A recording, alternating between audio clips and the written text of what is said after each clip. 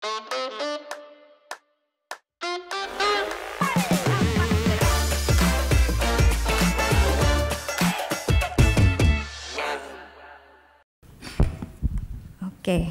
baik Bapak Ibu, tamu undangan, langsung saja kita mulai. Seperti yang tadi setelah saya buka di awal bahwa kita akan mendiskusikan soal target pertumbuhan ekonomi yang telah dicetuskan oleh Presiden dan Wakil Presiden terpilih Bapak Prabowo Subianto dan Mas Gibran Rakabuming Raka. Jadi saya mungkin bisa mulai pertama nih ke Mas Yuza soal target nih. Mungkin bisa dijelaskan sebenarnya pas penetapan target tuh seperti apa dan strateginya seperti apa dan juga optimismenya pastinya. Dan kami juga persilakan Mas Yuza jika ingin memberikan paparan lebih lanjut. Silakan Mas. Baik, Assalamualaikum warahmatullahi wabarakatuh. Salam sejahtera buat kita semua. Om Swastiastu, Namo Buddhaya, salam kebajikan. Terima kasih sekali lagi untuk undangan yang diberikan kepada saya selaku editor dari buku Strategi Transformasi Bangsa yang ditulis oleh Pak Prabowo Subianto yang melayout rencana beliau untuk negara kita 5 tahun ke depan. Nah, jadi Bapak Ibu semua yang sekarang sedang sangat hot dibicarakan di publik adalah apa yang akan Pak Prabowo lakukan selama beliau menjabat sebagai presiden. Perlahan-lahan semakin terang apa yang beliau akan lakukan. Misalkan kemarin di rapat kabinet paripurna pertama di IKN, beliau juga sudah menyampaikan rencana beliau untuk pembangunan IKN 5 tahun ke depan, termasuk misalkan pembangunan gedung MPR, DPR, dan DPD yang dimulai di tahun depan. Nah, kita di sini memahami waktu sangat terbatas, saya hanya diberikan waktu 15 menit, jadi saya mengajak Bapak Ibu semua yang ingin menggali lebih dalam pemikiran-pemikiran dari Pak Prabowo, itu kita sudah siapkan namanya buku prabowo.com, karena Pak Prabowo ini seorang yang sangat prolific dalam menulis. Selama hidupnya sudah ada 15 buku yang dia terbitkan, dan alhamdulillah saya dapat membantu beliau di 10 buku terakhir dari tahun 2012 sampai buku terakhir di 2023. Nah, jadi Bapak Ibu semua, kalau kita mau lihat akan seperti apa kerja Pak Prabowo dan Mas Gibran dan tim ekonominya selama 5 tahun ke depan, kita perlu pertama melihat kondisi bangsa kita sampai dengan hari ini.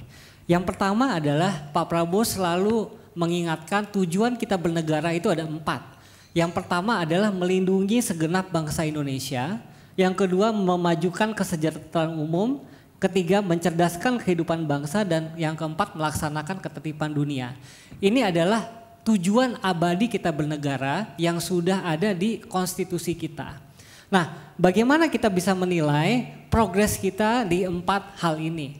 Yang pertama adalah angka harapan hidup. Jadi jika Bapak Ibu melihat angka harapan hidup kita mulai di angka 46 tahun, ini di tahun 60, sekarang kita sudah naik ke 68 tahun. Ada 3 instance di mana negara tidak berhasil melindungi hajat hidup orang banyak, di mana di sini ada G30 SPKI, angka harapan hidup kita sempat drop. Lalu ada tsunami dan juga terjadi Covid. Sekarang angka harapan hidup kita sudah jauh lebih baik dari tahun 60, tapi kita masih di bawah rata-rata dunia. Angka kematian kita masih banyak, terutama dari jantung sekitar 500.000 kematian setahun. Dari diabetes dan penyakit dalam sekitar 300.000 kematian setahun, dari polusi udara sekitar 120.000 kematian setahun, dan dari TBC itu sekitar 90.000 kematian setahun. Nah, kalau kita lihat di sini Ibu Bapak, biasanya setelah kejadian extraordinary angka kita langsung balik ke trajektori. Tapi ternyata setelah Covid angka kita nggak langsung balik ke trajektori awal. Ini karena angka TBC kita tiba-tiba shoot up.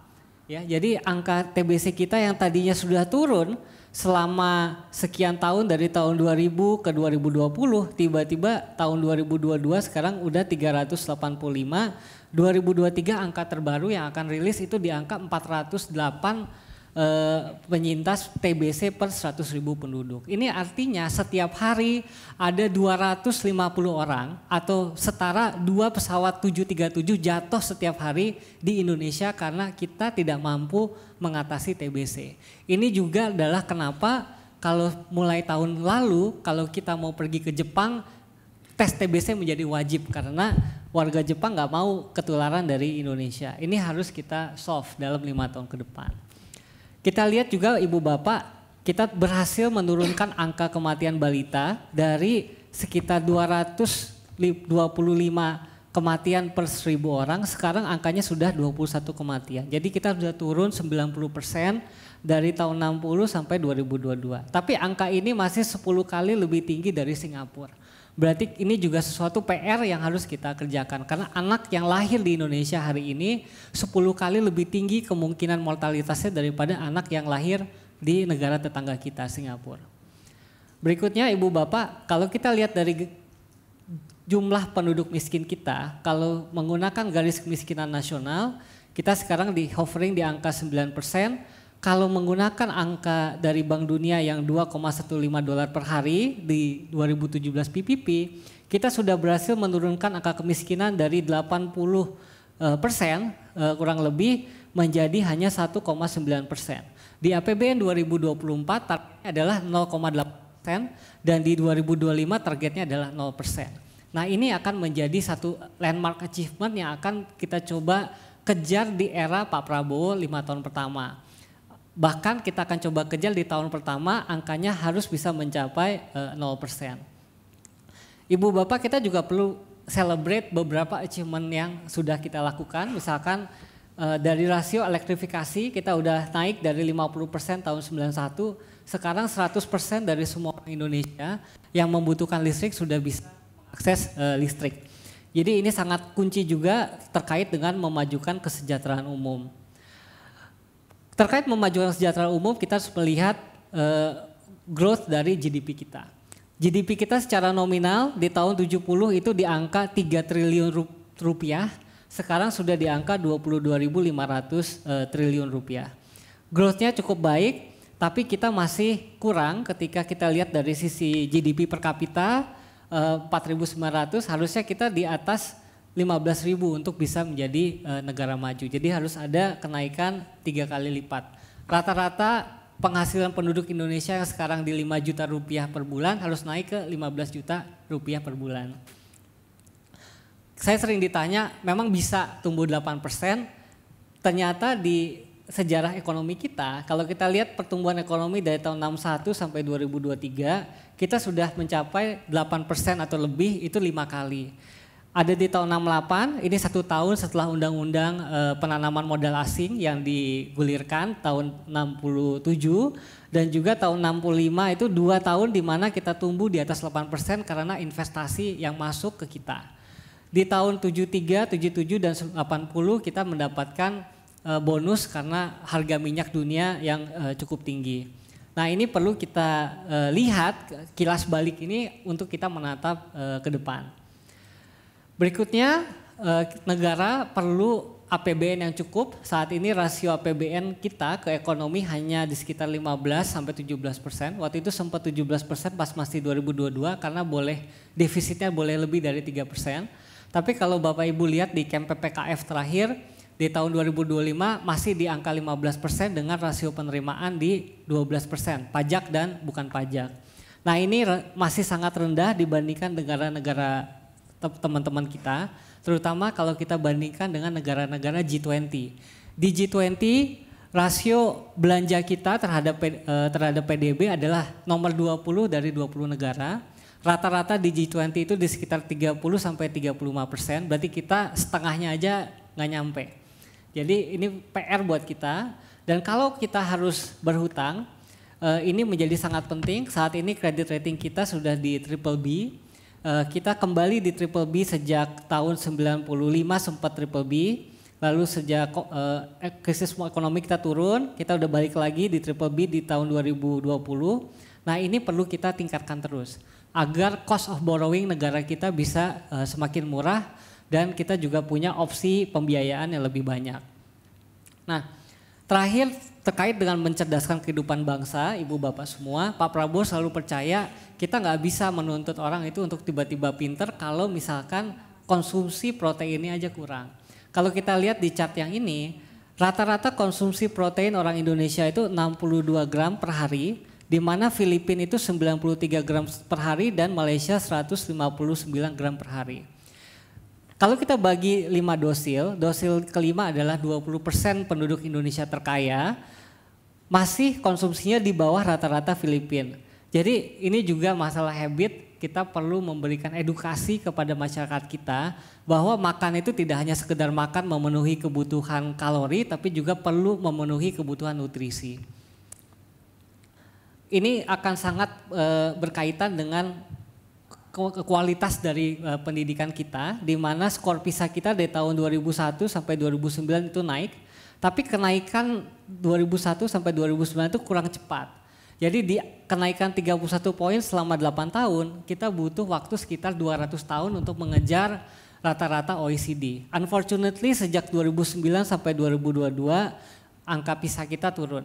Mudah-mudahan tahun depannya naik lagi, tapi ini sesuatu isu yang harus kita solve dan menjadi perhatian khusus kita. Nah, karena kalau kita tidak solve masalah pendidikan kita, maka cita-cita kita untuk menjadi negara maju akan sangat-sangat sulit untuk kita capai. Nah, Ibu Bapak semua, Pak Prabowo sebagai seorang yang tumbuh di dunia militer, seringkali menggunakan framework militer dalam berpikir dan berencana. Salah satu framework yang saya suka gunakan untuk menjelaskan cara berpikir dari seorang Prabowo Subianto adalah framework OODA.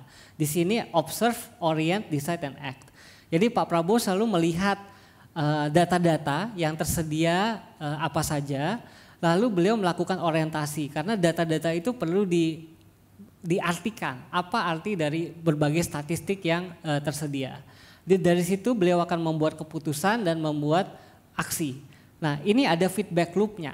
Artinya akan ada beberapa hal yang beliau putuskan di tahun ini untuk tahun depan yang kita akan lihat implementasinya seperti apa sebelum kita putuskan implementasinya untuk tahun 2026, 27, 28, 29. Salah satunya misalkan untuk makan bergizi gratis. Nanti saya akan cerita bagaimana sekarang kita sedang melakukan uji coba di berbagai daerah untuk bisa memantapkan skema pelaksanaan dari flagship program dari Pak Prabowo dan Mas Gibran, yaitu makan bergizi gratis. Nah, di sini saya kasih contoh aja untuk Bapak Ibu punya flavornya. Jadi kita selain banyak melakukan analisa terhadap data-data statistik, kita juga melakukan anthropological study dalam merencanakan ekonomi kita ke depan. Salah satunya yang sudah kita lakukan adalah di Sukabumi, ini tempat kita melakukan uji coba makan bergizi gratis. Kita melihat bahwa untuk menentukan outcome kesehatan dan pendidikan anak itu sangat ditentukan dari tidurnya, mandinya, makan paginya, belajar di kelas, makan siang, belajar di rumah dan makan malamnya. Jadi sebagai contoh kita sering bicara soal masyarakat yang tinggal di bawah garis kemiskinan, tapi kita tidak punya kemampuan memvisualisasikan seperti apa hidup di bawah garis kemiskinan. Jadi di sini saya tunjukkan ada 2 persona. Yang pertama adalah anak yang hidup di angka 1,3 US dollar per hari dan yang kedua di angka 1,8 US dollar per hari. Coba kita bayangkan untuk anak-anak kita sendiri hidupnya seperti apa dan kita bandingkan dengan mereka. Di sini ini contohnya dia bangun tidur mungkin agak gelap ya, tapi kamarnya seperti ini dari persona pertama yang kita pelajari. Ini suasana mandi dan buang airnya. Masih di luar. Lalu ini suasana makan paginya. Seringkali ibu bapak untuk angka 1,3 dolar sehari dia pergi ke dapur itu nggak ada makan pagi. Lalu ini suasana belajar di ruang kelas. Seringkali ruang publiknya seperti ruang kelas itu lebih bagus secara ventilasi, lampu, kebersihan daripada ruang private-nya dia. Ini suasana makan siangnya.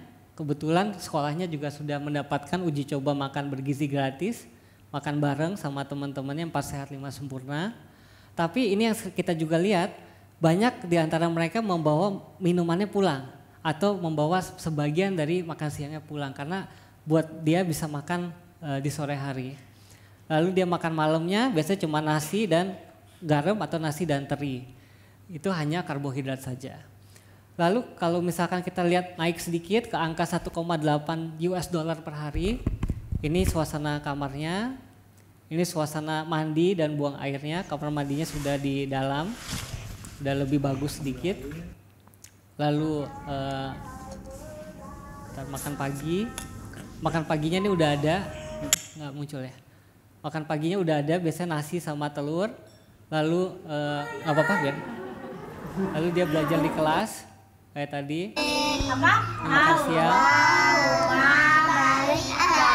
Belajar di rumah. Nah, belajar di rumah ini biasanya karena mayoritas yang tinggal di 1,8 dolar sehari adalah menggunakan 450 VA. Jadi ketika nyalain rice cooker ya lampunya harus dimatikan. Nah, itu lalu makan malam. Mungkin nggak kelihatan.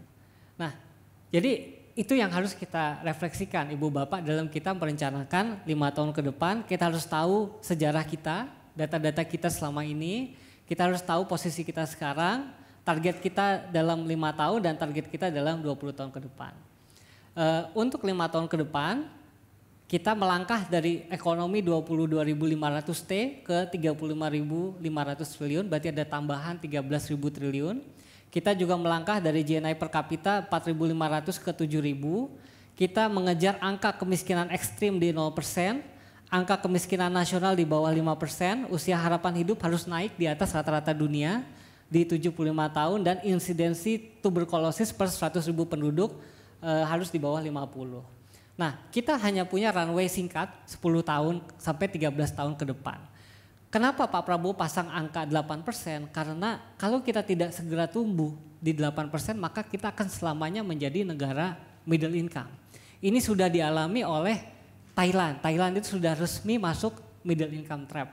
Biasanya orang Indonesia kalau kepepet kerjanya lebih cepat dan lebih semangat. Jadi kita harus tumbuhkan juga Bapak Ibu semua, kita ini kepepet sekarang. Kita hanya punya waktu yang sangat singkat untuk kita bisa tumbuh 8%. Setelah itu kita harus pastikan kita sustainable di angka 6-7% selama 20 tahun ke depan. Nah, tentu kita menghadapi berbagai headwind, tapi itu harus kita hadapi dengan baik. Dari rencana kerja pemerintah kita punya 320 program di Astacita, ada 17 program prioritas dan 8 program hasil terbaik cepat yang mau Pak Prabowo kerjakan. Dari setiap program ini kita punya framework berpikirnya adalah peta tantangan saat ini apa, desain programnya apa, dan contohnya seperti apa. Sebagai contoh, misalkan untuk makan bergizi gratis, yang kita address adalah 32% anak pergi ke sekolah itu anemia, 41% tidak sarapan, dan 58% makannya tidak sehat. Oleh karena itu kita mau ada program makan bergizi gratis yang menargetkan 44 juta anak usia sekolah, 4 juta santri, 30 juta balita, dan 4 juta ibu hamil. Ini akan meningkatkan angka partisipasi anak di sekolah, terus sampai angka defisiensi makronutriennya akan turun. Nah, Ibu Bapak semua, untuk program ini supaya multiplier ekonominya kencang, kita targetkan untuk memanfaatkan protein yang kita berlebih. Jadi saat ini kita swasembada daging ayam, swasembada telur ayam, dan juga swasembada ikan. Nah, ketiga swasembada ini sebenarnya cukup untuk memenuhi kebutuhan protein makan bergizi gratis.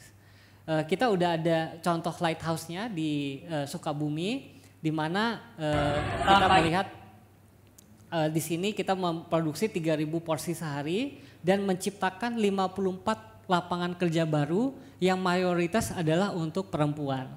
Dan 100% yang kita kerjakan di Sukabumi adalah menggunakan pangan lokal. Ini seperti ini suasana makan bergizi gratis yang sedang kita jalankan pilotingnya. Dan menu-menunya, tentu ini menu Sukabumi akan berbeda dengan menu di daerah lain. Jadi kita sudah buat peta berbagai area, makanan pokoknya akan apa. Misalkan di daerah Papua, ya mungkin nggak akan nasi seperti di mayoritas Sumatera atau di Bali dan juga di Jawa. Tapi sagu, singkong, ubi adalah makanan pokoknya. Lauk pauknya dan juga buah serta sayuran disesuaikan dengan keberlimpahan pangan di masing-masing daerah tersebut. Nah, berikutnya karena waktunya udah sangat terbatas, renovasi sekolah ini juga nanti akan menjadi flagship program kita, di mana sekitar 550.000 ruang kelas rusak itu akan kita coba selesaikan dalam 5 tahun menggunakan APBN. Berikutnya untuk sekolah unggul terintegrasi ini juga penting Ibu Bapak, karena saat ini 4 juta anak Indonesia masuk ke sistem persekolahan setiap tahun, tapi yang bisa lulus dengan IB diploma hanya 4.900 atau 0,1%. Nah ini kita akan bangun 20 sekolah unggulan terintegrasi atau boarding school yang nantinya akan menggunakan kurikulum IB supaya anak-anak kita lebih banyak yang bisa lulus dengan IB diploma. Melanjutkan seperti apa yang Pak Prabowo sudah kerjakan dulu tahun 88, beliau yang mengajukan pendirian SMA Taruna Nusantara di Magelang yang sekarang sudah lulusannya udah di mana-mana. Nah terakhir Ibu Bapak, untuk mencapai pertumbuhan 8%, kita sudah melakukan modeling ekonomi yang sangat detail untuk menghitung berapa PDB nominal setiap tahun selama 5 tahun ke depan dan angka PDB nominalnya dapatnya dari mana. Di sini kita punya 4 kesimpulan. Yang pertama, kalau hanya mengandalkan program pemerintah nggak cukup angkanya. Jadi kita harus ada investasi di luar program pemerintah. Dan ini kita perlu FDI karena ketersediaan uang di dalam negeri juga tidak cukup untuk mendukung 8%. Yang terakhir kita perlu fokus ke industri ekspor karena kita perlu mempertahankan nilai tukar rupiah kita. Dan yang ke nomor 4 kita juga perlu ekonomi kita semakin hijau atau lebih hijau. Nah, untuk tumbuh 8% kita punya 3 opsi Ibu Bapak. Yang pertama kita bisa mengundang perusahaan-perusahaan global besar di Fortune 500 untuk masuk ke Indonesia dan beraktivitas di Indonesia. Kita bisa juga memperbesar aktivitas dari perusahaan besar Indonesia atau kita bisa memperbesar usaha UMKM kita. Ini 3 opsi yang bisa kita ambil berdasarkan kebutuhan integrasi ke supply chain global, kebutuhan modal, kebutuhan skill talent dan juga kebutuhan teknologinya. Nah, namun kalau di tim Pak Prabowo kita mencoba inklusif, jadi 3-tiganya harus jalan bareng. Di mana track 1 yang di-lead oleh Fortune Global 500 itu perlu melibatkan nantinya track 2 dan juga track 3. Jadi sama-sama kita tumbuh besar. Nah, di sini kita udah coba membuat simulasi masing-masing track itu akan perlu fokus ke apa. Misalkan contoh untuk track 1 perusahaan-perusahaan Fortune 500 itu akan fokus ke project-project seperti AI data center, carbon capture and storage, revitalisasi upstream, hilirisasi nikel, tembaga, timah, bauksit dan juga IKN. Lalu terakhir untuk track 3 misalkan akan fokus ke makan gratis, renovasi sekolah, renovasi rumah, pembangunan MBR, infrastruktur desa, lumbung pangan desa, wisata budget dan seterusnya. Nah, di sini kita bagi juga sumber modalnya dari mana. Untuk track 1 kita harapkan sumber modalnya mayoritas dari luar negeri. Untuk track 3 sumber modalnya adalah lembaga jasa keuangan dari dalam negeri dan juga dari APBN. Berbeda dengan program pemerintah, framework untuk program pengungkit ekonomi ini kita lihat berdasarkan market need-nya. Jadi kebutuhan selama 5 tahun ke depan baik itu global dan domestiknya apa. Lalu kita lihat kemampuan Indonesia seperti apa, lalu kita cari proyek percontohannya. Sebagai contoh Ibu Bapak misalkan AI data center. Saat ini kapasitas existing seluruh data center dunia ada di 57 gigawatt. Ini akan naik ke 152 gigawatt atau nambah 95 gigawatt dalam 5 tahun ke depan. Nah, menariknya tahun 2030 semua perusahaan data center besar itu akan harus 24/7 green. Nah, ini dan mereka mau membayar mahal untuk green energinya.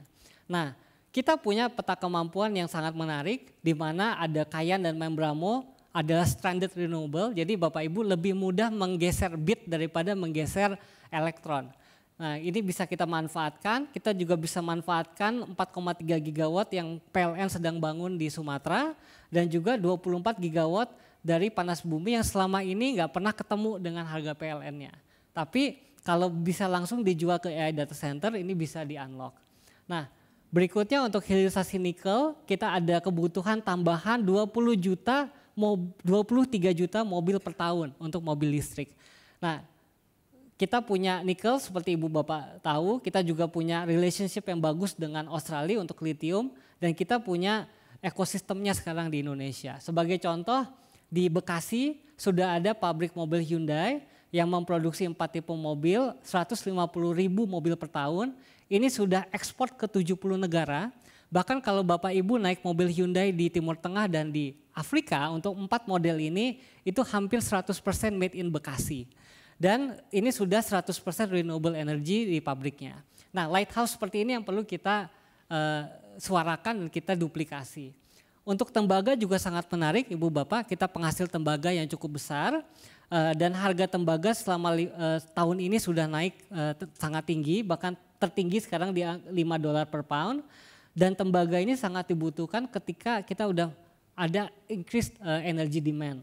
Jadi kebutuhan tembaga dunia diprediksi naik 2 kali lipat di 2030 dibandingkan kebutuhan di 2024. Nah, salah satu yang hilirisasi yang kita sudah kerjakan itu kemarin Pak Prabowo datang ke pabriknya Volex di Batam dan juga Signaltech yang dikerjakan oleh pengusaha Inggris Nat Rothschild. Dia mempekerjakan 2.400 high skilled worker, hampir seluruh produksinya adalah ekspor, dan kabel tembaga yang diproduksi di Batam itu adalah untuk high tech application termasuk mission critical application seperti di rumah sakit, di kabel listrik yang untuk data center dan juga untuk charger EV dan untuk EV. Jadi ini hilirisasi yang sangat bagus, kita ambil tembaganya misalkannya dari Papua, di smelterkan di Gresik, lalu dihilirisasi di Batam dan akhirnya dikirim ke pasar global. Untuk masyarakat di desa kita juga ada siapkan, misalkan ada lumbung pangan desa, ini untuk udang sebagai contoh aja. Jadi kita lihat produktivitas tambang udang di masyarakat sangat rendah di 0,6 ton per tahun. Kita bisa naikkan ke 32 ton per tahun dengan investasi yang tidak terlalu besar. Ini percontohannya udah banyak, ada di Aceh ada, di Jawa Barat ada, dan KKP juga sudah membangun banyak percontohan yang dilakukan menggunakan APBN, inisiasinya, tapi sudah diberikan pengelolaannya ke masyarakat setempat. Percontohan-percontohannya sangat penting Ibu Bapak untuk kita bisa memicu kegiatan ekonomi di masyarakat kita, karena biasanya pengusaha-pengusaha kita harus melihat seperti apa contoh yang relevan buat mereka. Terakhir saya tutup Bapak Ibu. Kemarin Pak Jokowi punya tagline Indonesia Maju, Pak Prabowo menambahkan kata bersama. Jadi bersama Indonesia Maju. Kenapa? Karena Pak Prabowo percaya kalau kita mau mengejar target ekonomi yang tinggi, kita harus bersama. Di ini ada kolaborasi antara pemerintah dan swasta yang sangat erat, yang harus terwujud. Dan kalau kata bersama ini bisa kita wujudkan, maka insya Allah target ekonomi 8% itu mungkin. Kalau Bapak Ibu belum puas karena waktunya saya udah diingatkan harus berhenti, silakan download bukunya di bukuprabowo.com. Di sini udah kita outline semua apa yang tadi saya jabarkan, dan tadi seperti apa yang saya sampaikan di buku ini pun ditutup dengan bab terakhir kebersamaan dan kerukunan kuncinya tercapainya Indonesia Emas. Terima kasih. Wassalamualaikum warahmatullahi wabarakatuh. Baik, terima kasih Mas Yuza.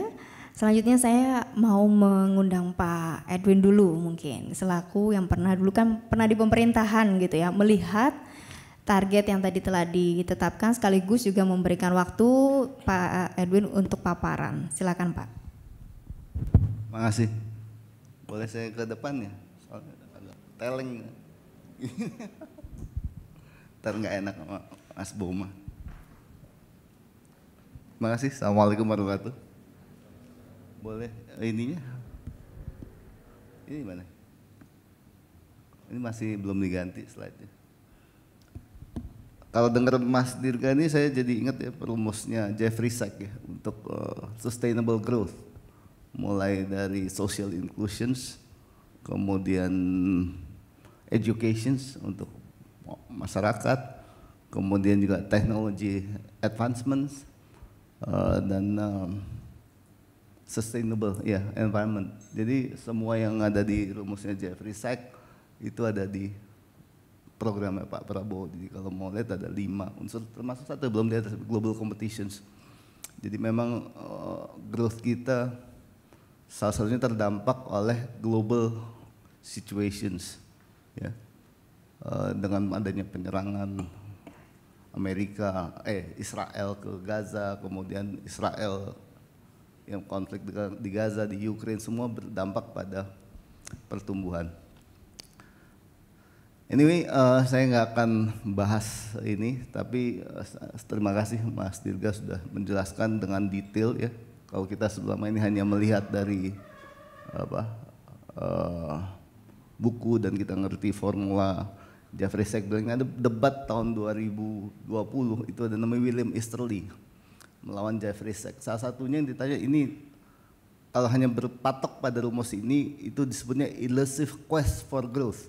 Itu adalah pencapaian pertumbuhan yang sangat sulit. Kenapa? Ada hal-hal yang lain yang social dimensions yang harus di-include. Ya, termasuk keadaan demokrasi, political choice, sociological aspects, anthropology itu harus masuk dan juga ini human sekali. Dan satu lagi yang sangat human lagi disampaikan oleh William Easterly adalah mengenai insentif. Nah, jadi kalau kita mau mencapai 8% growth ini harus juga namanya sistem insentif yang diciptakan untuk para pelaku ekonomi. Dan juga nggak cuma pelaku ekonomi, regulators dan juga ada unsur insentifnya. Dan yang satu lagi yang terakhir ada mengenai ketatanan bernegara harus clean. Ini juga diadres oleh Joseph Stiglitz ketika menjelang terjadinya krisis ekonomi tahun 98, Stiglitz menyatakan Indonesia di-attack oleh itu bukan karena ekonominya, tapi karena the foundations of the economy yang disebutnya client-patron relationship yang mudah sekali retak ketika terjadinya serangan dari luar. Anyway, itu satu. Nah, sedikit filosofikal lagi sebelum kita masuk ke ini ada 2500 tahun yang lalu itu ada, kalau kita baca namanya Confucius, semua tahu Confucius, Konfucu itu punya murid banyak. Salah satu muridnya namanya Zhuge Liang. Nah, Zhuge Liang ini bertanya pada Confucius, Master, apa yang bisa membuat negara kita solid, bertumbuh kuat, ya, makmur, gemah ripah lojinawi? Ada 3 kata Confucius. Apa katanya? Number 1, food for everyone. Jadi pastikan semua masyarakat di wilayah kita itu tercukupi kebutuhan perutnya, kebutuhan ekonominya. Kalau dalam budaya Minang itu ada namanya konsep nagari. Nagari itu apa? Dimulai dengan bacupa, bagantang. Cupa dan gantang itu adalah tempat beras. Jadi semua food itu harus nomor 1. Jadi waktu orang mentertawakan makan gratis, makan siang gratis itu adalah aneh. Saya bilang enggak. Itu formula 2500 tahun yang lalu sudah disampaikan oleh mana? Confucius. Dan itu sudah ada juga di budaya Minang bahwa nagari itu konsep pertama nagari adalah makan yang cukup. Kecukupan kita dalam ekonomi. Ya, jadi nggak ada, dan itu ada dalam di undang-undang juga. Mensejahterakan itu nomor 2. Nomor 2 apa? Terus kalau Zhuge Liang bertanya, kalau negara belum mampu bagaimana? Kalau negara tidak mampu secara ekonomi, tidak mampu memberikan makan, apa yang kedua? Protection for all the people in our country, baik dari serangan luar maupun kekacauan di dalam. Artinya apa? Kestabilan. Perlindungan, perdamaian harus terjaga. Masuk nggak itu? Masuk ya. Jadi number 1 adalah perasaan karena kita tercukupi, yang kedua karena ketenangan, yang ketiga kalau dalam Minang ada Badak Balimbago, ada 5 aturan-aturan yang memproteksi hak-hak warga negara. Ya, itu foundation untuk bergerak. Yang terakhir adalah, tadi banyak ini udah dikasih 7. Ya, yang satu lagi yang terakhir adalah kalau itu tidak bisa terakhir adalah make sure the governments ya are well trusted governments yang bekerja leading to that directions, artinya leading to directions of mensejahterakan semua rakyat dan juga memberikan perlindungan hak-hak warga negara. Saya kira semua agree di sini. Nah, sekarang apakah 8% realistik atau tidak? Bicara realistik atau tidak itu nanti, tapi yang penting itu harus.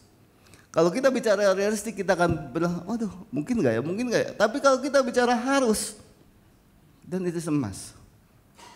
Kenapa itu emas? Tadi Mas Dirga sudah sampaikan, otherwise kita akan terjebak di middle income trap. Kita nggak bisa compete ke luar negeri.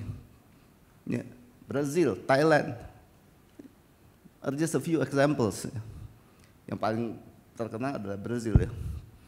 Dengan 8%, kalau tidak kurang 8%, bonus demografi kita akan jadi bonus demografi katastrofi.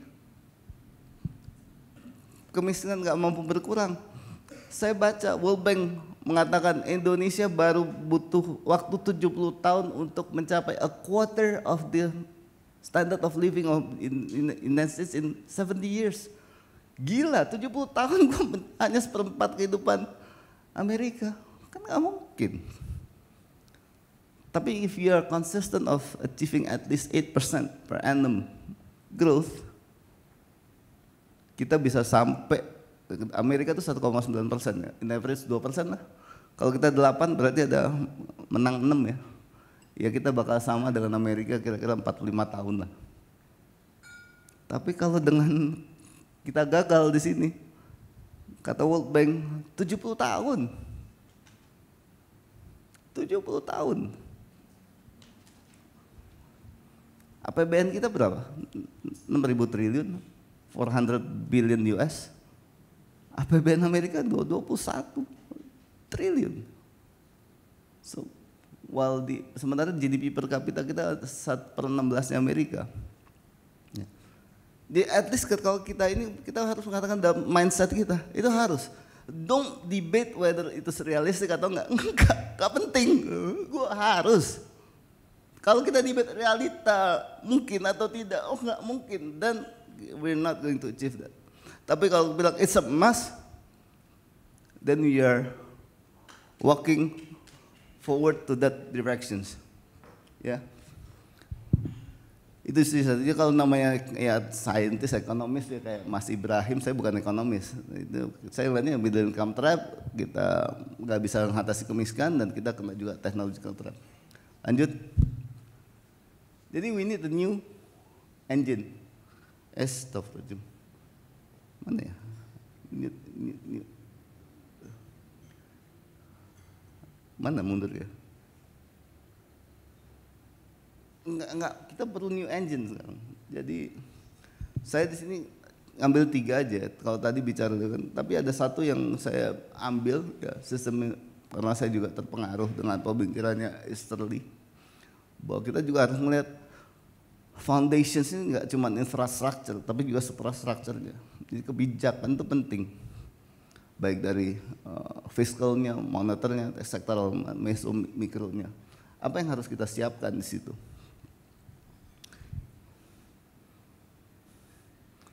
Jadi kalau di dulu ya, new technology for new economic itu teknologi produktivitas rendah, ya I-core kita kan orang tanya kenapa I-core kita rendah ya, sekarang 6, sekian, 8, target jadi 4. Saya nggak tahu juga jawabnya kan, saya bukan peneliti. Tapi kalau pengalaman saya di BUMN, kenapa investment kita tinggi ya? Karena satu, banyak yang planning yang salah. Kedua, eksekusi yang salah, terjadinya over investment, cost overrun, project mangkrak. Itu pengalaman di BUMN. Kenapa? Salah satunya juga ada yang sebutnya agency problem. What is agency problem? Jadi karena tidak bisa manage kepentingan stakeholders, akhirnya keputusan salah. Naruh investasi yang harusnya di situ, ditaruhnya di sini. Melakukan investasi kadang harus dilakukan, tidak dilakukan. Investasi yang harusnya dilakukan tidak dilakukan, malah dilakukan. Akibatnya banyak investment yang nggak meet the requirement of sufficient return on invested capitalnya. Itu kan apa? Artinya incremental, every capital that we are employing, they don't generate necessary return kan? Mau menyebabkan I-core kita ya tinggi lah. Itu pengalaman di BUMN ya. Dan itu yang memang harus ditata terus menerus. Makanya ketika bicara kenapa harus holdingisasi, agar tidak terjadi salah satunya duplikasi ataupun apa segala macam, ada efisiensi dalam pengelolaan. Pengelolaan secara terintegrasi. Itu salah satunya. Nah, Ini harus dijalankan. Jadi menggunakan industri dan lain-lainnya. Saya cepat aja nanti. Nah, balik ke kebijakan moneter. Saya highlight sedikit-sedikit aja karena tinggal 3 menit lagi. Kebijakan moneter harus juga membereskan. Nah, kenapa saya perlu highlight moneter?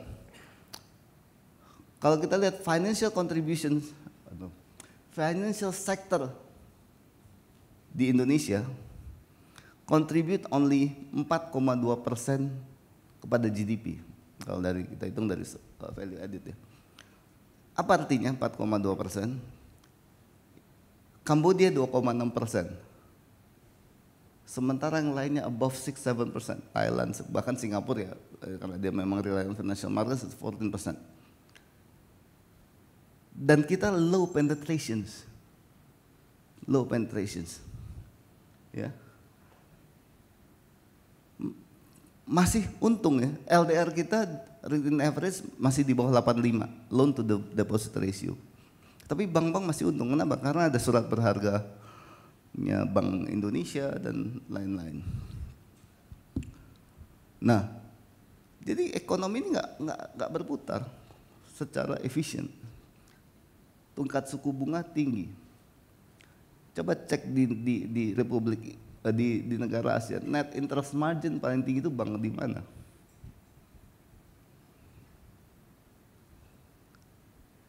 Dan saya heran ada satu hal ya, ini yang harus kita lihat ya. Kita selalu mengeluhkan yang namanya kekurangan likuiditas, over likuiditas menyebabkan inflasi, kemudian foreign exchange lemah. Sebenarnya enggak menurut saya. Kenapa? M2 money supply di Indonesia itu hanya 42% dari GDP. Only 42%. Mas Tommy tahu Cina berapa persennya? 233%. Jadi Cina have sufficient enough liquidity to finance dia punya growth of economy. Singapura over 100%. Most of the Asian countries itu semua di atas GDP dia punya money supply. Hanya 2 negara yang di bawah, Indonesia dan Filipina. Yang dua-duanya patron berpikirnya adalah Amerika. Amerika juga less than 100%, 70%. Tapi Amerika itu punya huge debt ya, dia punya treasury notes. Nah, jadi saya berpikir kalau M2 money supply Indonesia hanya 42% of the GDP, kemudian nanti kita bicara we are going to increase the debt ratio. Why don't we fix this first in the beginning? Bagaimana kita memperbaiki liquidity domestic untuk encourage untuk fostering the growth of investment.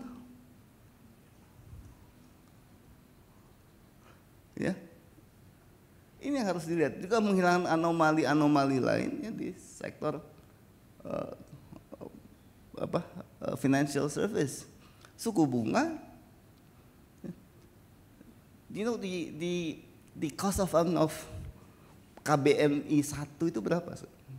Cost of fundnya not more than 3-4%, tapi dia bisa charge untuk kredit berapa? Jangan, tapi itu yang harus kita lihat juga, oversee semua. Yes, it is good to have the target by numbers, but we have to do some gap analysis ya, check up gitu. Tommy mau lari maraton 42 km, bisa, ya harus bisa, ya, cek dulu dong. Untuk lari segitu, berat badan gua harus turun berapa, sepatunya harus ganti apa, ya, iya kan? Sama juga dengan fiscal policy. Ya. Tax ratio kita terendah ketiga di ASEAN. Tax ratio, kenapa harus 3 menit? Oke. Kita hanya yang nggak bisa tahu Brunei memang nggak ada taxnya. Brunei tax ratio-nya less than 1% only. Indonesia 10 sekian. Ya. Singapura aja jauh di atas kita. Singapura is about 12%. Dan satu lagi negara komunis ya, si Myanmar kalau salah. Lainnya semua above tax ratio. Indonesia tax ratio, why one of the most sophisticated country in Indonesia, in Asia itu punya tax ratio yang kalah dibandingkan Vietnam, ya, Filipina. Nah, saya tadi untuk increasing liquidity, kenapa kita udah terlalu besar, beban utang kita lumayan. Walaupun kita, ada yang bilang, okay, it's only less than 40% of our total GDP, ya. Tapi setiap kali pembayaran bunga dilakukan atau setiap kali kita issuance daripada SBN ataupun apapun namanya, we absorb the liquidity from the market. Itu kan crowd out private investment.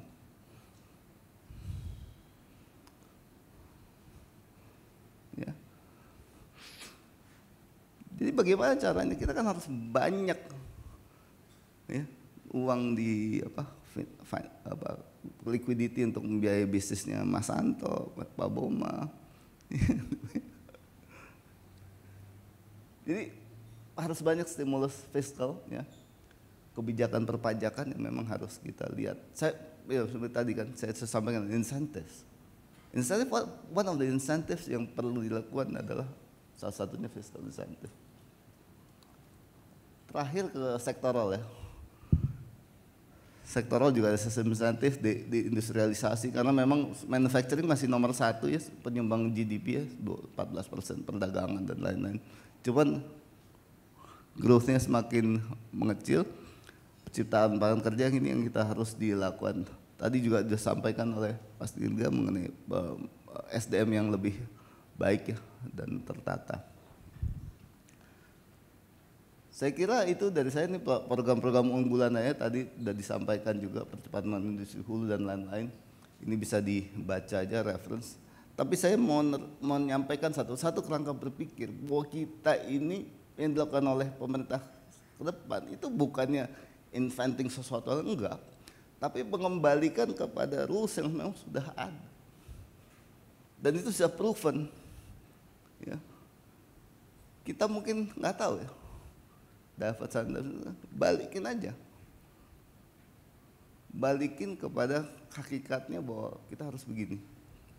Dan yang kedua, framework berpikir jangan lagi memperdebatkan bisa atau tidak. Tapi berkata harus. Berkata harus.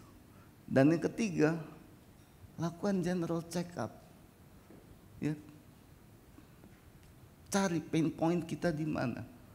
Di mana gap kita dengan tujuan kita, dengan apa yang harus kita lakukan. Itu yang paling penting. Ya. Saya kira demikian dari saya. Terima kasih. Assalamualaikum warahmatullahi wabarakatuh. Terima kasih Mas Edwin. Selanjutnya saya ingin mempersilakan ke Mas Ibrahim. Kalau dari akademisi melihatnya seperti apa tadi, baik dari yang telah dijelaskan Mas Yuza maupun yang tadi mungkin sudah diberikan masukan juga dari Mas Edwin. Bagaimana kalau dari Mas Ibrahim? Terima kasih. Izin saya ke depan.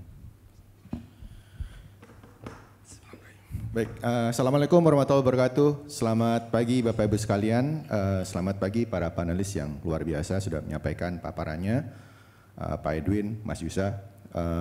Di sini ada Mas Sabri, kemudian ada ekonom top juga sahabat saya, Mas Fahrul. Baik, hari ini saya akan mencoba untuk menelaah dari sisi ekonomi sebenarnya bagaimana source of growth for Indonesia between 5% dan 8%. Sebelum memulai, saya ingat suatu waktu di tahun 2019, Bapak Ibu sekalian.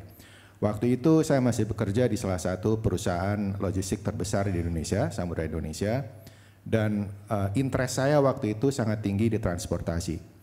Saya waktu itu tertarik what's really happening dengan Garuda Indonesia. Kemudian saya utak-atik data dari Bloomberg dan ketahuan bahwa load factor dari Garuda untuk bisa rebound lebih profitable itu lebih 100%. Yang artinya tidak mungkin karena load factor di atas 100% itu berarti penumpang harus pangku-pangkuan berpesawatnya naik dan itu tidak mungkin. Surprisingly, suatu malam saya ditelepon oleh Mas Yusa. terkait posting saya itu di sosial media. Dan to my surprise, besoknya ketika debat presiden, Pak Prabowo menanyakan hal ke Pak Jokowi. Waktu itu saya berpikir, wow, Pak Prabowo is really into detail thing. Makanya ketika saya melihat atau kita melihat presentasi dari Mas Yusa tadi, solution dari problem economic growth itu ditelaah dengan sangat mikro sekali. Ya, kalau di teman-teman Mas Farul dan saya belajar di pabrik yang sama, kita belajar micro foundation, bahwa makro itu berangkatnya dari mikro. Tapi di sini kita akan mencoba untuk menelaah seberapa realistiskah target tersebut dan apakah target itu bisa tercapai sesuai dengan kondisi yang ada. Nah, izin menyampaikan Bapak Ibu sekalian, minggu pertama seorang mahasiswa ekonomi belajar di kelas Econ 101 atau pengantar ekonomi, materi yang kita dapatkan dari profesor-profesor yang mengajar kita, ya biasanya kalau di FEU itu mata kuliah paling dasar itu justru diajar oleh profesor yang paling senior. Karena ingin menancapkan foundation mendasar menjadi seorang ekonom. Dan minggu pertama yang kita diajarkan adalah bagaimana ekonom itu bisa menjadi dua hal. Yang pertama adalah positive economics atau positive economist dan normative economist. Dan dua-duanya harus bisa. Menjadi seorang positive economist berarti kita menjelaskan apa yang ada dalam data. We tell the story about the data. Menjadi normative economist kita menjelaskan what should have been, apa yang seharusnya bisa kita perbaiki dari data yang ada. Dan dua-duanya penting untuk kita semua, karena positive economist akan selalu meletakkan semuanya berdasarkan past value dari data yang ada. Kalau jelek, jelek aja gitu ya. Kalau turun, turun aja. Seseorang yang memiliki sense normative economics, ya, dia akan memiliki kemampuan juga untuk menggali terus gimana fixing the problem agar kita bisa rebounding dari suatu kondisi krisis. Karena itu saya sebagai ekonom yang masih belajar dari Mas Farul juga, kalau saya ditanya untuk bagaimana forecast ekonomi kita harus membagi dua hal, economic forecast dan policy forecast. Karena dua-dua ini berbeda. Economic forecast itu positive economics. Ya datanya ngomong apa? Kalau datanya ngomong seperti ini, ya hasilnya seperti ini. Purely on face value dari data, purely dari ex post evaluation, purely dengan modeling, ya sehingga kita bisa mendapatkan, oh growth-nya akan seperti ini. Sementara menjadi positive economist atau policy oriented forecast, kita harus memberikan masukan, kita akan menjadi 7% kalau A, B, C, D terpenuhi, kita menjadi 8% kalau A, B, C, D terpenuhi. Jadi shortly mungkin apa enggak? Ya mungkin, tapi harus mengakomodir, take into consideration aspek-aspek yang menjadi prasyarat kita ke sana. Jadi seperti tadi Mas Yusa sampaikan, sebenarnya di atas kertas growth itu enggak sulit kok, ya. Ya, kalau kita menggunakan growth accounting model, ya, komposisi dari growth itu purely dari A, K, dan L. A itu adalah total factor productivity dari teknologi, dari peningkatan kapasitas intelektual, cognitive ability, tadi didekati dengan pendidikan yang lebih baik, akses lebih baik, gitu ya. Kemudian K is capital accumulation, ya.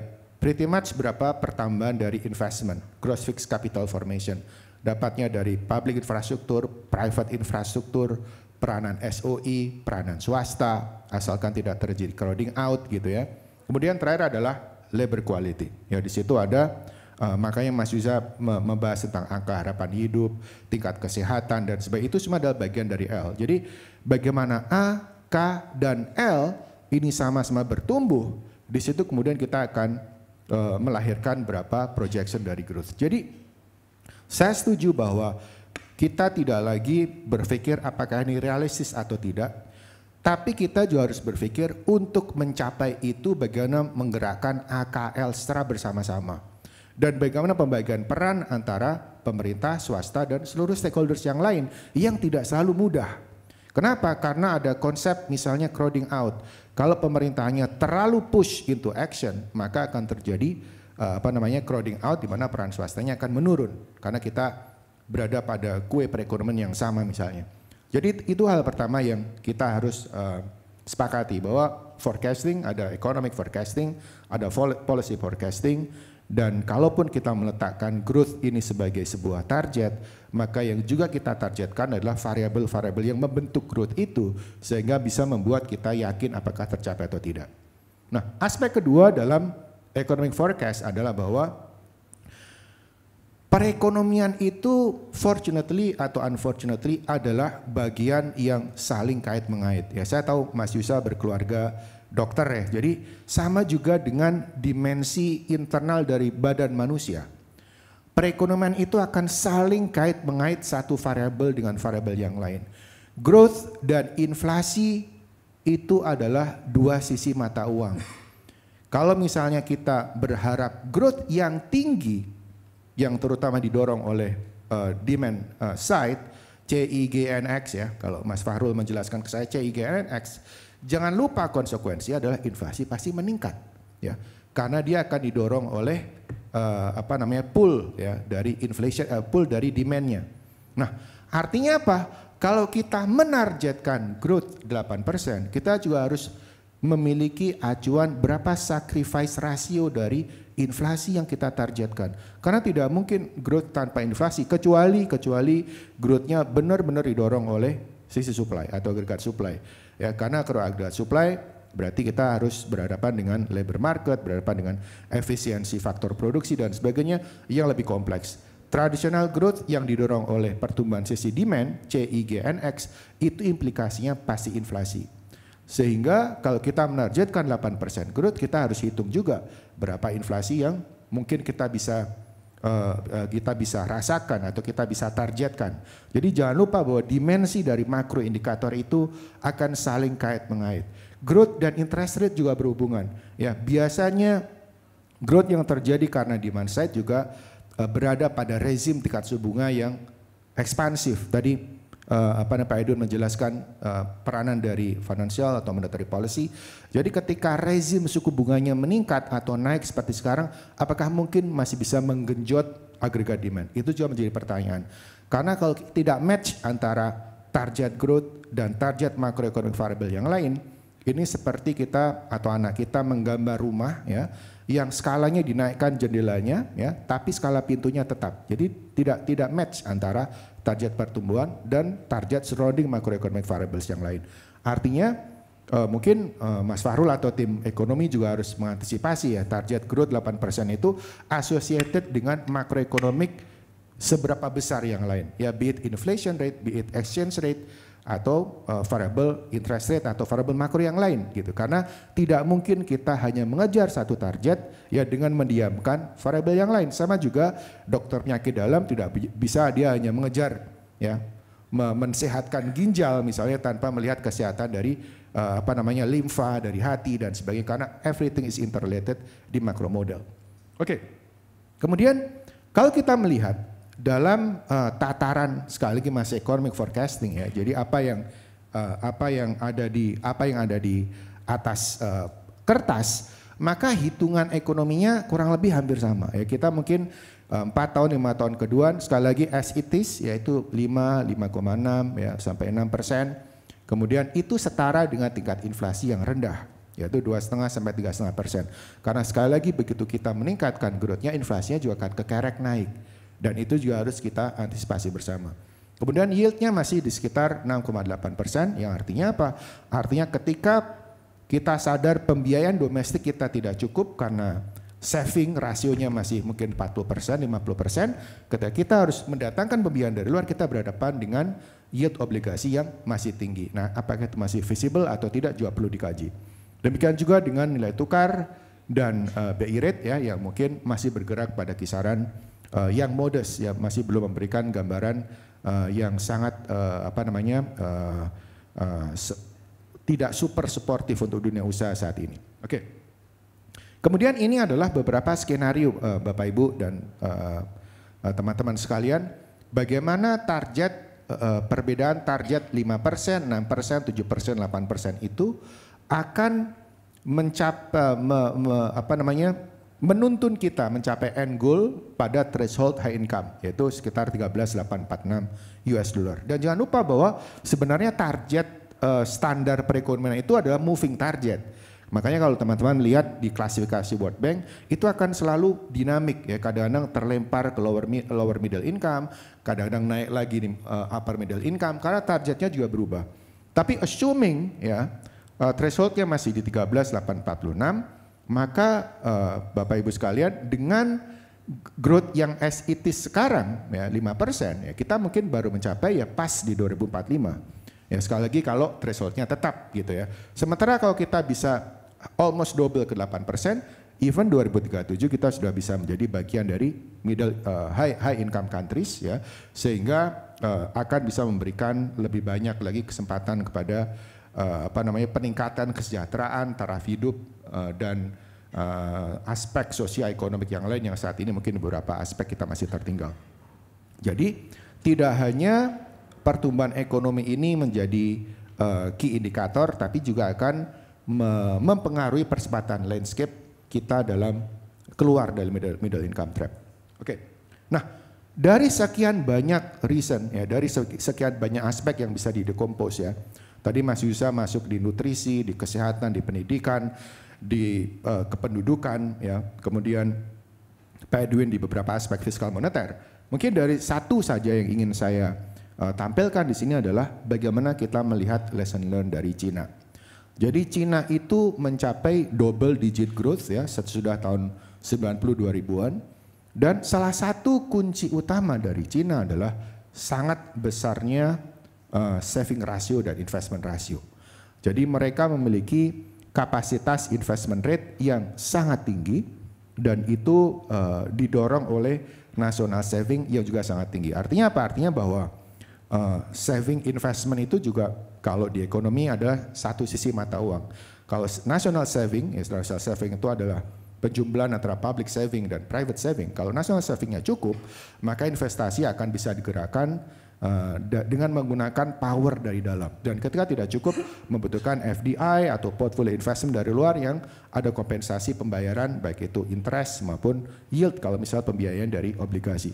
Nah kita lihat di sini power engine dari Cina ini luar biasa besar yang memungkinkan mereka melakukan banyak sekali pembangunan terkait dengan fixed asset investment ya, dan bagaimana mereka bisa mengoptimalkan peranan dari government dan SOE dengan sangat optimal sehingga pencapaian fixed asset investment atau gross fixed capital formation menjadi pendorong growth yang besar. Jadi kalau kita lihat dari Cina, ya kuncinya mereka harus punya saving yang sangat besar. Saving yang besar dari mana? Dari ekspor yang sangat besar. Kemudian mereka memiliki cadangan devisa yang besar juga gitu. Nah, kita mungkin harus bisa memiliki skema dan roadmap menuju ke sana. Kalau misalnya memang kita tidak memiliki cadangan devisa yang cukup, sumber pembiayaan yang cukup, ya dengan investasi dari luar, tapi juga mengconsider biaya yang harus kita keluarkan dengan sistem pembiayaan seperti itu. Nah, kemudian belum. Jadi kemudian kalau kita lihat ya, however, ya ini dari studinya LPMF-EBUI beberapa waktu yang lalu, yang terjadi di Indonesia ini nampaknya gradual declining di manufacturing sector. Jadi kalau teman-teman lihat berapa persen berapa persen proporsi dari manufacturing sector ke PDB ya, slightly ya terus menurun secara gradual, baik dari sisi persentase ke PDB maupun dari persen dari production. Jadi manufacturing itu bisa dikatakan sebagai engine of growth ya, karena value added-nya yang besar, multiplier-nya yang besar. Kalau teman-teman menggunakan tabel input output, biasanya manufacturing itu dampak penggananya besar karena inputnya datang dari mana-mana. Nah, ketika kemudian manufacturing value added-nya ada tendensi menurun, disitulah sumber lapangan kerja yang juga berkurang, kemudian potensi pengganda ke sektor yang lain juga berkurang. Kemudian kalau kita lihat di sini, transisi dari productivity of labor dari beberapa masa kepresidenan juga kelihatan belakangan justru menurun. Nah, ini sebenarnya PR untuk teman-teman ya di tim ekonomi Pak Prabowo Subianto. Kita tidak berangkat dari horizontal point di titik 0. Bahkan kalau kita lihat ada sedikit menurun drifting ke bawah dibandingkan dengan periode-periode sebelumnya. Jadi itu yang juga membuat challenge ke depan ya agar tantangan ini bisa kita atasi bersama. Kemudian ya satu menit ya. Kemudian kalau kita lihat, ya ini tadi yang saya sampaikan, kalau kita mau menargetkan pertumbuhan ekonomi, jangan lupa bahwa pertumbuhan ekonomi akan selalu ada konsekuensi the other side of the coin, yaitu inflasi, tingkat suku bunga, dan sebagainya. Jadi tidak hanya menargetkan growth yang 8%, tapi juga surrounding macroeconomic variables yang lain.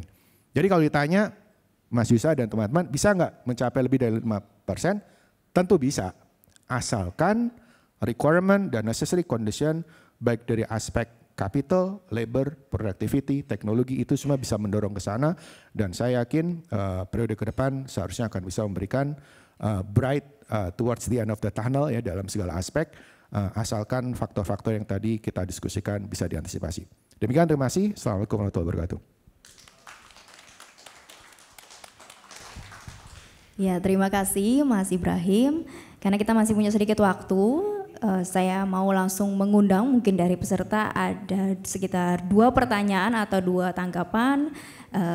Mohon tim untuk membantu menyalurkan mikrofon. Jika ada yang ingin memberikan pertanyaan kepada Mas Yusa, Mas Ibrahim, Mas Adwin. Bagaimana dari peserta? Ya, boleh. Persilakan.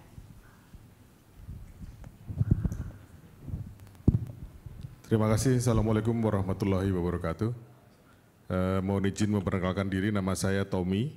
Saya dari Panasonic Gobel Group.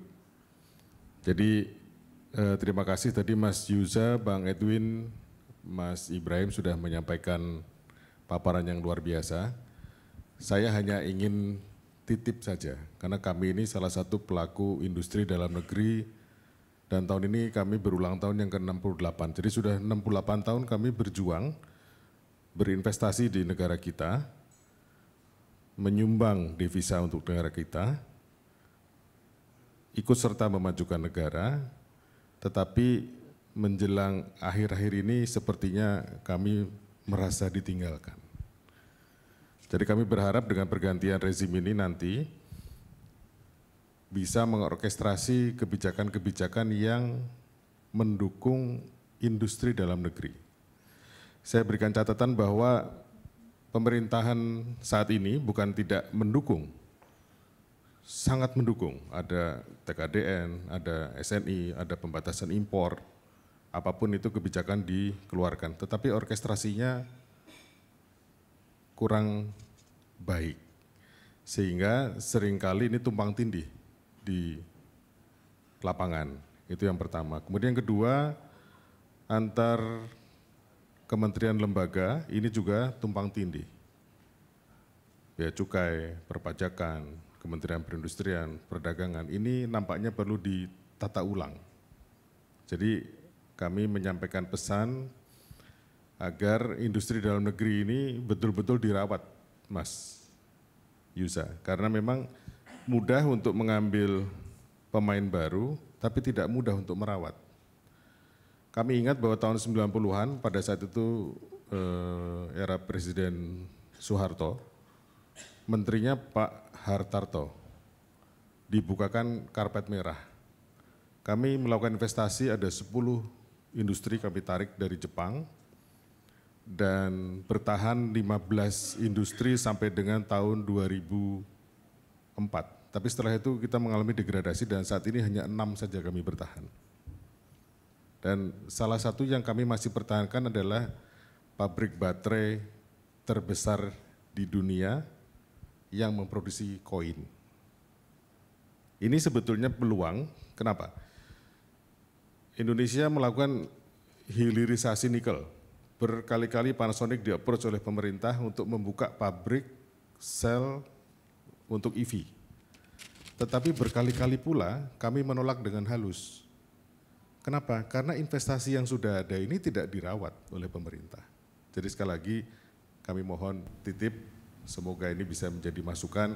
Dengan senang hati kami bersedia berdiskusi di sesi yang berbeda. Kami akan berikan data-data, masukan. Tadi Bang Edwin juga, Mas Ibrahim datanya luar biasa. Saya pikir betul bahwa tidak hanya infrastruktur tapi suprastruktur juga harus dibangun. Sekian, terima kasih. Assalamualaikum warahmatullahi wabarakatuh. Baik, terima kasih. Sebelum ke peserta selanjutnya, mungkin dari Mas Yuza ingin menanggapi. Tadi ada, baik, oke. Satu lagi berarti kalau gitu. Boleh mic-nya. Oh ya. Assalamualaikum warahmatullahi wabarakatuh. Saya Muslih Ramlan, pamannya Mas Yuza. Canda, Mas Yuza lapor aja. Saya sudah melebihi angka rata-rata hidup ya, 4 tahun, 6 tahun di atasnya. Jadi sudah lolos saya dari 68. Ya, artinya sudah pernah merasakan makan gratis di kala saya sekolah SD. Artinya itu sudah pernah terjadi. Termasuk buku-buku Mas. Dan saya hidup di pesantren, maka pesantren pun sudah melaksanakan sekarang makan. Pagi, siang, malam bersama. Anak-anak pesantren itu ada 3.000, ada 2.000, ada 5.000, itu udah berjalan. Sama tolong survei sebagai pembanding. Karena itu bagian daripada yang sudah berjalan sampai kini. Dari sejak sebelum kemerdekaan sampai kini berjalan. Jadi comparisonnya ada nyata. Dan itu self financing. Nggak ada CSR tuh. Ya, itu fakta nyata, mungkin bisa buat case study. Nggak usah jauh-jauh bikin prototype, tapi itu bisa dipakai case study. Yang kedua, menambahkan beliau, Pak Tommy, kenapa tax ratio kita rendah? Pengusahanya terbatas, Pak. Pengusahanya terbatas. Tidak banyak, pengusahanya itu aja. Dan kita dikendalikan oleh 5.000 sampai 6.000 pengusaha itu. Itulah yang ngatur kita. Nah itu harus dibuka kerannya.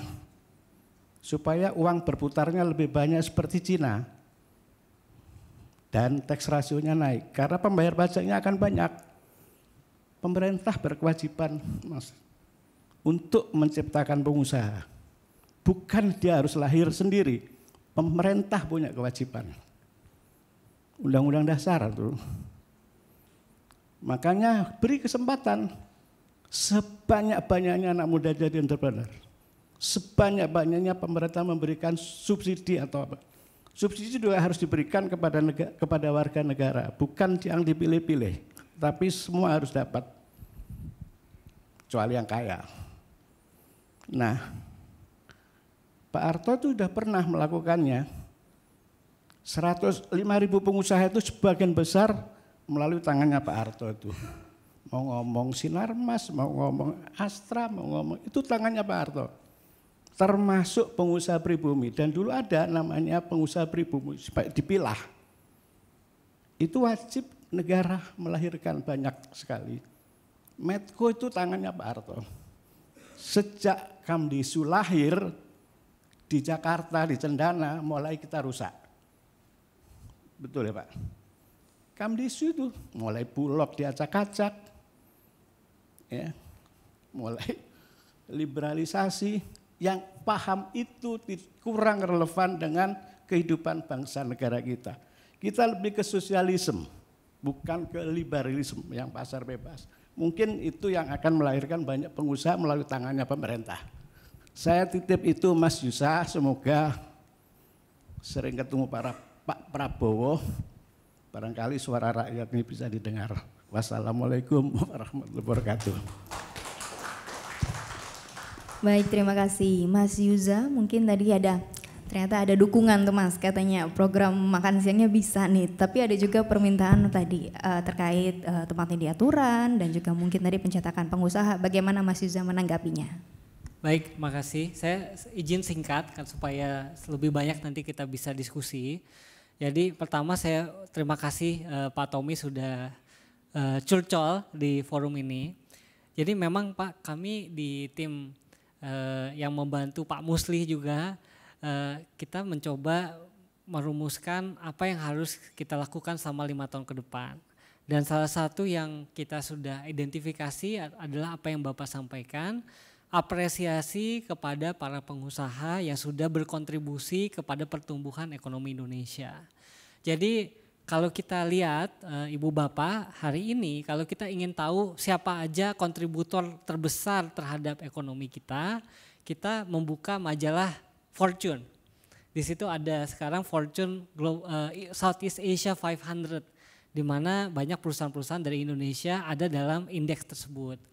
Nah, kami berpikir sebenarnya Indonesia perlu punya indeks sendiri yang memberikan apresiasi kepada pelaku usaha ketika dia punya kontribusi misalkan 0,1% terhadap PDB, 0,5%, 1%, 5%. Itu kalau anak-anak zaman sekarang Pak Tommy, YouTuber itu koleksi plakat dari YouTube. Ketika subscribernya udah 1 juta, 5 juta, 10 juta tuh dia dapat plakat Pak dari YouTube. Nah, kami berpikir karena banyak di tim Pak Prabowo ini anak-anak muda, kita perlu juga semacam apresiasi itu Pak kepada para pelaku usaha ketika dia dari hitungan kita sudah memenuhi threshold tertentu, perlu ada apresiasinya. Yang kedua, bukan hanya dari sisi besaran, tapi juga dari sisi growth. Jadi nanti akan ada penghargaan yang kita tujukan kepada pengusaha-pengusaha yang growing, baik itu dari sisi jumlah atau revenue-nya terhadap ekonomi, tapi juga dari sisi employment-nya. Nah, berikutnya Pak Tommy, tadi saya sampaikan di paparan saya, memang ekonomi growth ke depan kita perlu bagi ke 3 track. Ada track yang memang di-lead oleh perusahaan yang mempunyai kapital sangat besar, integrasi supply chain globalnya tinggi, lalu kebutuhan teknologi dan high skill talent itu track 1.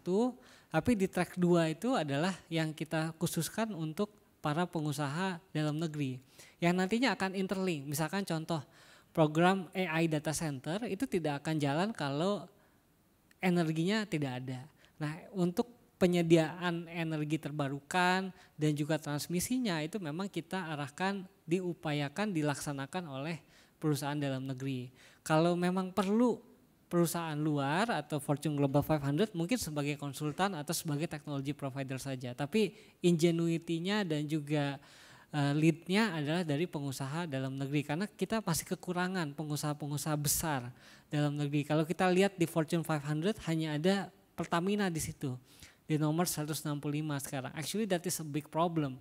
Indonesia untuk tumbuh 8% kita butuh nggak hanya 1 di Fortune Global 500, kita butuh mungkin 10, 20 perusahaan ada di situ dan kalau bisa lebih banyak swasta yang menjadi perusahaan global besar.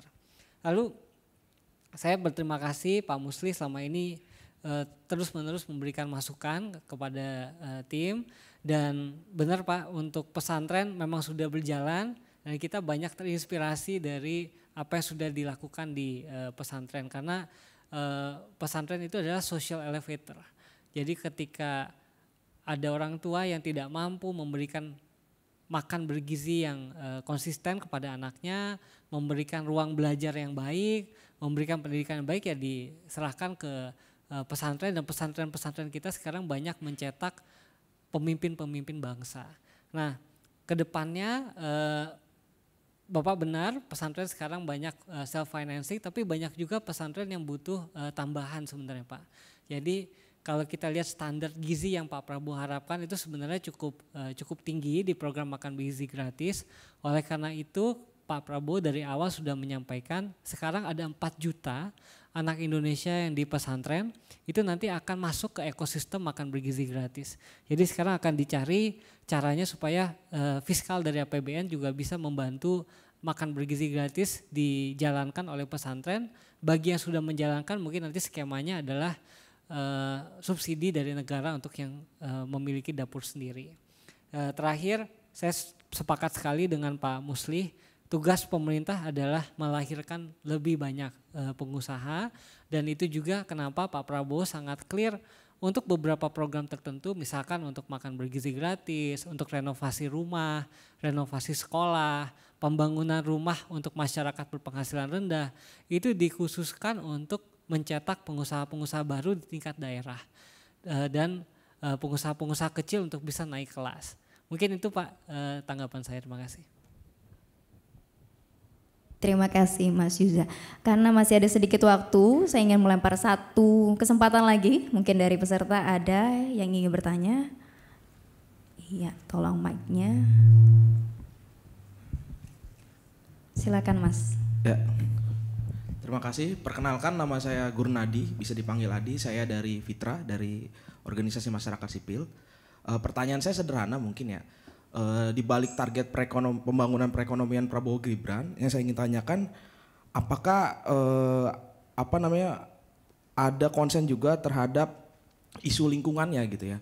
Di sini bukan membenturkan soal ekonomi dan lingkungan, tetapi kita tahu sendiri ya, di sini juga baik secara nasional atau global kita juga fokus pada problem soal perubahan iklim gitu ya.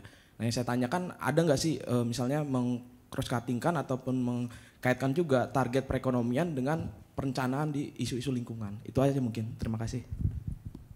Silakan saya Mas Yuza. langsung jawab ya Mas Adi. Jadi untuk lingkungan itu ada 3 aspek Pak yang dipikirkan oleh Pak Prabowo selalu. Yang pertama adalah bagaimana kita meningkatkan angka harapan hidup kita. Jadi tadi saya buka presentasi saya dengan menyampaikan kita sekarang punya 120.000 kematian setiap tahun karena polusi udara sebagai contoh. Itu kalau kita tidak solve maka angka harapan hidup kita tidak akan naik di atas rata-rata dunia. Jadi Pak Prabowo ingin emisi yang dihasilkan dari transportasi misalkan itu bisa segera turun dengan cara kita memakai BBM yang lebih rendah sulfur dan juga menggunakan BBM yang lebih berkelanjutan misalkan dari etanol dan juga dari sawit. Yang kedua antara lingkungan dan juga pertumbuhan ekonomi itu tidak bisa dipertentangkan. Jadi misalkan tadi saya juga kasih contoh untuk revitalisasi tambak udang. Kalau kita tidak melakukan revitalisasi tambak-tambak udang yang ada di Republik Indonesia, maka apa yang terjadi di Pantura bisa terjadi lagi. Di mana sekarang hampir seluruh tambak udang di Pantura sudah mati karena budidaya udang itu adalah soal air. Kalau airnya tercemar, airnya kotor, maka kita nggak bisa melakukan budidaya. Dan ketika kita membiarkan budidaya udang secara tradisional yang tidak memiliki IPAL, tidak memiliki saluran inlet dan outlet yang benar, maka kita akan membiarkan degradasi lingkungan dan ujungnya aktivitas ekonominya juga akan berhenti. Karena itu apa yang sudah dilakukan di pemerintahan sekarang menggencarkan modernisasi tambak udang itu jadi sangat penting untuk kita menjaga pertumbuhan ekonomi tapi juga sekalian menjaga lingkungan hidup.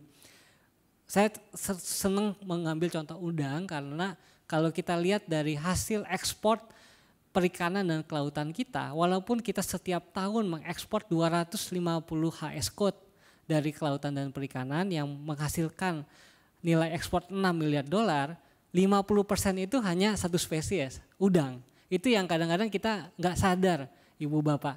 Jadi kita punya keunggulan di produksi udang, kita adalah salah satu produsen terbesar di dunia selain Ekuador dan juga India. Nah itu kita perlu terus tingkatkan.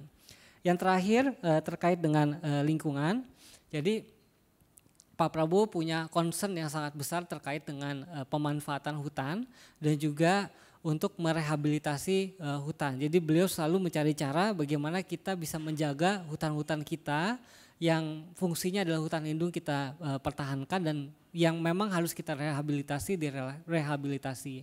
Jadi kita mempelajari apa yang kita harus kerjakan di situ, baik program yang memang harus dibiayai dari negara atau program yang bisa dibiayai oleh swasta menggunakan innovative financing seperti kredit karbon. Jadi mungkin dalam 5 tahun ke depan akan ada terobosan-terobosan di innovative financing yang juga terkait dengan lingkungan hidup.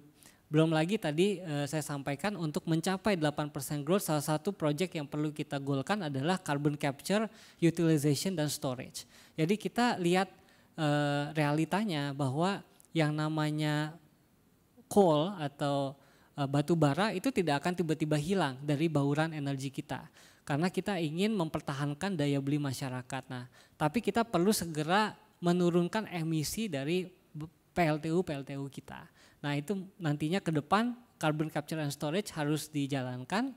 Itu menjadi peluang ekonomi baru bagi Indonesia. Kita punya reservoir yang bisa dipakai untuk menyimpan karbon dioksida, dan kita sekarang sudah punya ekosistem teknologinya untuk menjalankan itu. Jadi itu salah satu yang perlu kita kerjakan, Mas. Terima kasih, Mas Adi. Ya, terima kasih Mas Yuza. Tanggapan tadi sekaligus menutup sesi diskusi panel kita pada hari ini.